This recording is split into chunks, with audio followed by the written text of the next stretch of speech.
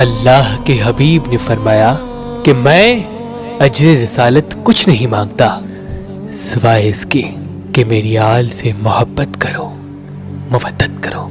لیکن حضور صلی اللہ علیہ وآلہ وسلم کی رحلت کے بعد زمانہ بدل گیا، مدینہ بدل گیا، وہ مدینے والے لوگ بدل گئے۔ 15 رمضان 3 ہجری بمطابق 1 دسمبر 625 عیسوی اللہ پاک نے اپنے حبیب کو پہلا نواسہ عطا کر دیا، جس کو اللہ کے حبیب نے اپنی گود میں لے کے حسن کے نام سے نواز دیا، اور آج تک اس سبط رسول جنت کے جوانوں کے سردار کو حسن ابن علی کے نام سے یاد کیا جاتا ہے۔ تاریخ نے لکھا امام حسن علیہ السلام سے آپ صلی اللہ علیہ وآلہ وسلم بہت پیار کیا کرتے تھے، اپنے کندھوں پہ سوار کیا کرتے تھے۔ جب بھی امام حسن کی آنکھ کھلتی وہ فوراً اپنے نانا رسول اللہ کی گود میں آ کے بیٹھ جاتے۔ حضور پاک صلی اللہ علیہ وآلہ وسلم زمانے کو بتاتے تھے کہ یہ میرا نواسہ مجھ سے بہت پیار کرتا ہے اور میں اس سے۔ یاد رکھنا، جو اس حسن کو دوست رکھے گا اس نے مجھ محمد سے دوستی کر لی، اور جس نے مجھ محمد سے دوستی کر لی اس نے اللہ سے دوستی کر لی۔ آپ اکثر امام حسن کا چہرہ مبارک چوما کرتے تھے۔ امام حسن علیہ السلام کو حضور صلی اللہ علیہ وآلہ وسلم کی اتنی عادت ہو گئی کہ آپ رسول اللہ کے بغیر سویا نہیں کرتے تھے۔ حضور صلی اللہ علیہ وآلہ وسلم اپنے بازوؤں پہ یا اپنے سینے پہ امام حسن کو سلایا کرتے اور بہت پیار کیا کرتے۔ ابھی بچپنا گزر ہی رہا تھا کہ آپ کی عمر مبارک 7 سال 5 ماہ اور 16 دن کی ہو گئی۔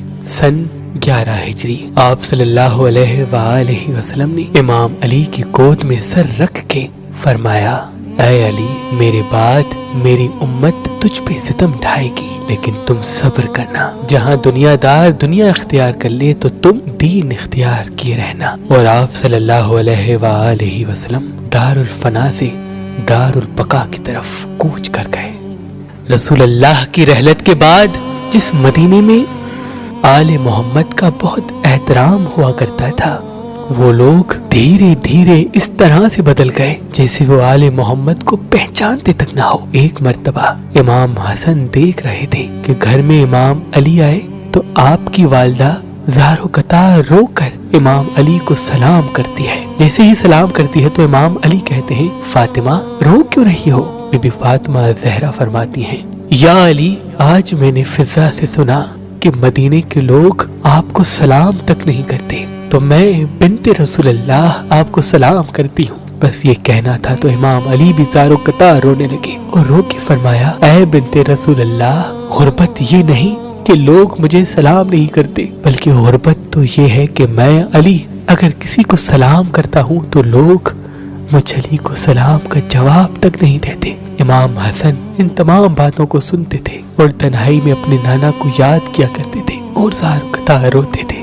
بس بی بی فاطمہ زہرا کا گھر جلا، آپ کی والدہ کا پہلو شکستہ ہوا، آپ کا بھائی محسن شہید ہو گیا۔ آپ نے ان تمام مناظر کو دیکھا جب آپ کی عمر مبارک 7 سال 8 ماہ 18 دن کی ہوئی تو 3 جمادی الثانی 11 ہجری کو آپ کی والدہ بنت رسول اللہ آپ کو چھوڑ کر آپ کے نانا رسول اللہ سے جا کے ملی۔ آپ کی والدہ اور آپ کے نانا کے غم نے آپ کو بہت اکیلا کر دیا، اور یوں دیکھتے دیکھتے آپ زمانہ بلوغیت تک آپ پہنچے۔ آپ کا انداز گفتگو اور آپ کا چہرہ مبارک ہو بہو رسول اللہ صلی اللہ علیہ وآلہ وسلم سے ملا کرتا تھا، اور آپ کی سخاوت کا یہ عالم تھا کہ خود بھوکے رہ کر غریب اور مساکین کا پیٹ بھرا کرتے تھے۔ امام علی علیہ السلام ان دنوں اکثر کر کے مدینے سے باہر رہتے تھے، اور جہاں جہاں پانی نہیں ہوتا تھا وہاں پہ پانی کے کنویں کھودا کرتے تھے تاکہ لوگ میٹھے پانی سے سیراب ہو سکیں۔ بالآخر جب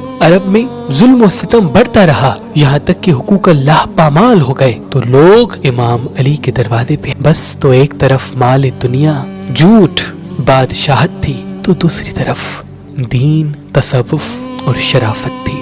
بالآخر جب ظالم حکمران اپنے مقصد میں کامیاب نہ ہوئے تو امام علی علیہ السلام کو قتل کرنے کی سازش رچی اور مسجد کوفہ میں 19 رمضان 40 ہجری کو سجدے کی حالت میں آپ پہ حملہ کر دیا، اور فزت برب الکعبہ کی آواز سے زمانہ گونج اٹھا۔ امام علی کو ضربت لگی उस वक्त आप रोजे में थे। लोग इमाम अली को संभालने लगे तो इमाम अली ने फौरन अपने बड़े बेटे हसन से कहा, हसन पहले नमाज खत्म कराओ, उसके बाद मुझे अपने घर ले चलो। इमाम हसन अलैहिस्सलाम ने नमाज खत्म करके अपने बाबा अली इब्न अबी तालिब को घर लेके आए। आप बिस्तर शहादत में थे और अपने बेटे हसन इब्न अली से फरमाते हैं, ऐ हसन याद रखना, मेरे बाद तेरे नाना की उम्मत तेरे सामने तेरे बाबा को गालियां देगी, तुझे गालियां देगी, लेकिन ऐ हसन तुम सब्र करना। और अल्लाह पाक अपनी पाक किताब कुरान में फरमाता है, जब भी दुश्मन सुलह के लिए हाथ बढ़ाए तो सुलह करना, कि इस्लाम अमन का नाम है। अपने नाना की सुलह हुदैबिया को याद रखना, जहाँ तक हो सके अमन को फैलाते रहना। बस इमाम अली अलैहिस्सलाम की शहादत के बाद आप पे जुल्म के वो पहाड़ गिर गए कि आपको जमाना आज भी तन्हा तरीन सरदार के नाम से याद करता है। रसूल अल्लाह ने फरमाया था कि मेरी उम्मत का सबसे बड़ा फितना माल है, दौलत है। बस जालिम हुक्मरानों ने इस सदा को बुलंद किया कि जो हसन को कत्ल करेगा उसे हम अशरफियों से नवाज देंगे। हर कोई इमाम हसन के कत्ल के ख्वाब देखने लगा और ये चाहता रहा कि मैं हसन को कत्ल करूं ताकि इनाम मुझे मिले। इमाम हसन अलैहिस्सलाम तन्हा रह गए, यहाँ तक कि बाज़ मर्तबा आपको कत्ल करने की साजिश रची गई। लोग सरेआम आपकी तौहीन किया करते थे, आपके बाबा को गालियां दिया करते थे, यहाँ तक कि मस्जिद नबवी में जुम्मे के खुतबे के दौरान इमाम हसन और इमाम अली को गालियां देते, लेकिन आप किसी से कुछ ना कहते, सब्र करते। जब दिल हद से ज्यादा भर आता तो आप पैदल खाना काबा की तरफ चले जाते और गिलाफ काबा को पकड़ कर कहते, ऐ अल्लाह याद रखना, तेरे हबीब की उम्मत ने, मेरे नाना की उम्मत ने मुझ पे वो सितम ढाए हैं जो अगर काली रातों पर गिरते तो काली रातें सफेद हो जाती, और अगर सफेद दिनों पे गिरते तो सफेद दिन काली रातों में तब्दील हो जाते। जिस अली ने हर दम इस्लाम को बुलंद किया, आज लोग उसी अली की तौहीन करते हैं। ऐ अल्लाह, मुझे उस दिन का इंतजार है जब तू हिसाब लेगा। बस अपने आंसुओं को गिलाफ काबा से पोंछकर मदीने वापस आ जाते।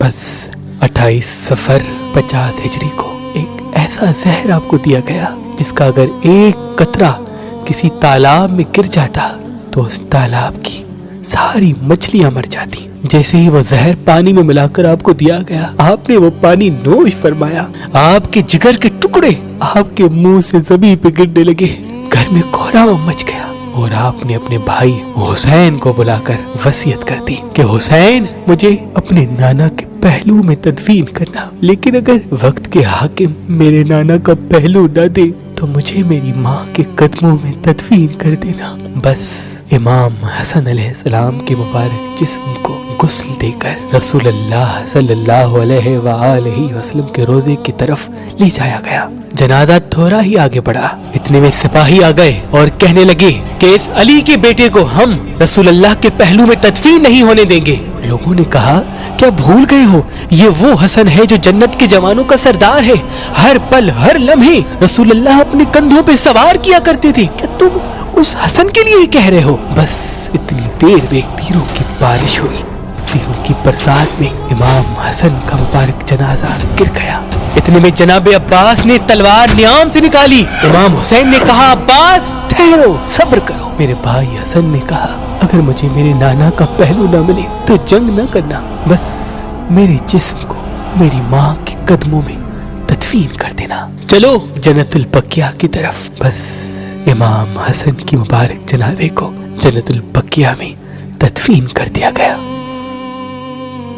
ये वाकया 28 सफर 50 हिजरी को पेश आया। सलाम हो उस गरीब नवासे पर जिसको अपने नाना का पहलू तक नसीब ना हुआ।